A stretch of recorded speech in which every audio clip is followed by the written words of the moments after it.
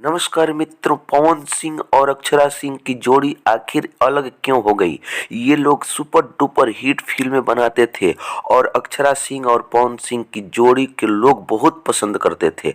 आखिर ये लोग क्यों अलग हो गए, इस वीडियो में हम बताने वाले हैं। तब तक हमारे चैनल को आप सब्सक्राइब कर लीजिए। पावर स्टार पवन सिंह के बारे में अक्षरा सिंह बताती हैं कि बहुत पियक्कड़ है, दारू पी कर बहुत ड्रामेबाज करता था, ड्रामेबाज है और बहुत ड्रामा करता था, मेरे साथ बहुत हरकतें करता था। पावर स्टार जिसका नाम है पवन सिंह, उसके बारे में अक्षरा सिंह बोल रही है कि ये बहुत पियक्कड़ है, जितना अच्छा गाता है उतना दारू पीता है और दारू पी के बहुत नशा में धुत होकर मैं कितना संभालती उसको और कितने बार होटल में उसको संभाल कर सुलाई हूँ, खिलाई हूँ, पिलाई हूँ, उसके बाद भी नहीं मानता था।